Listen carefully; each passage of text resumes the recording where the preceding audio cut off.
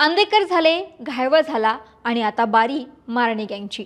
Pune police शहरातील गुन्हेगारी संपवण्यासाठी प्रयत्न करतायत। यातच आंदेकर घायवळ टोळीवरती मोकोका अंतर्गत कारवाई केली गेली।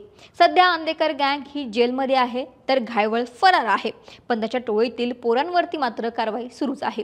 आणि आता पुण्यात भडकलेलं टोळी युद्ध पाहता पोलिसांनी गजा मारण्याच्या गँगच्याही मुसक्या आवळायला सुरुवात केली आहे। कारण गजा मारण्याचा लेफ्ट हँड सुनील बनसोडे याला पोलिसांनी अटक केली आहे। तब्बल 5 वर्ष पोलीस त्याच्या मागावरती होती आणि आता एका टिपमुळे पोलिसांनी त्याला बेड्या ठोकल्यात। त्यामुळे सुनील बनसोडे नेमका कोण पाहूयात व्हिडिओच्या माध्यमातून। नमस्कार, मी अक्षता आणि तुम्ही पाहताय सकाळ।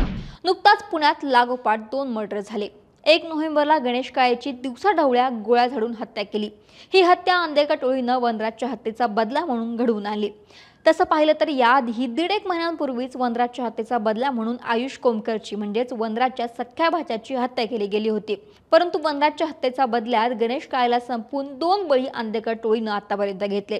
आणि त्यानंतर 4 दिवसातच मयंक खराडेची बाजीराव रोडवरती, जो पुण्यातील मध्यवर्ती आणि वर्दळीचा भाग आहे, तिथे दिवसाढवळ्या कायद्याची जणू भीतीच नाही अशा पद्धतीनं सगळ्यांसमोर हत्या केली गेली। मयंकवरती कुकरीनं वार करत त्याचा गळा, केस, बोटं छाटली गेली। मयंक खराडेची हत्या प्रकरणी माया टोळीने ही हत्या केल्याचे समोर आले। या लागोपाठ घटनांमुळे पुण्यात टोळी युद्ध भडकण्याची शक्यता निर्माण झाली आहे आणि अर्थात पुणे पोलिसांसमोर नवीन आव्हानही उभं आहे। पोलीस कारवाई सुद्धा करत आहेत, पण तरी सुद्धा गुन्हेगारी डोकं वर काढते। अशात आता आंदेकर आणि घायवळ नंतर मारणे गँग पोलिसांच्या रडारवरती आहे। यातच पुण्यातील कुख्यात गुंड गजा मारणे याच्या टोळीतील गुंड सुनील बनसोडे याला पोलिसांनी रात्री अटक केली। बनसोडेवरती मोकोका अंतर्गत अनेक गंभीर स्वरूपाचे गुन्हे दाखल होते। गेल्या 5 वर्षांपासून तो फरार होता, मात्र काल रात्री वारजेमालवाडी भागातून त्याला अटक केली। पोलिसांना टीप मिळाली होती की बनसोडे हा या भागामध्ये राहतोय। त्यानंतर पोलिसांनी तातडीनं कारवाई करत त्याच्या मुसक्या आवळल्या।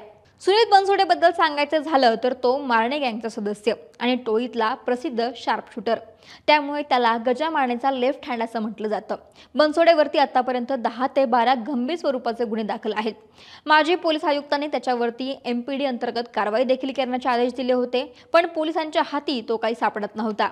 15 फेब्रुवारी 2021ला तळोजा कारागृहातून गजा मारण्याची सुटका झाली होती। तेव्हा पुणे मुंबई हायवेवरती या मारणे टोळीनं मोठी रॅली काढली होती आणि दहशत पसरवणारे व्हिडिओ देखील व्हायरल केले होते।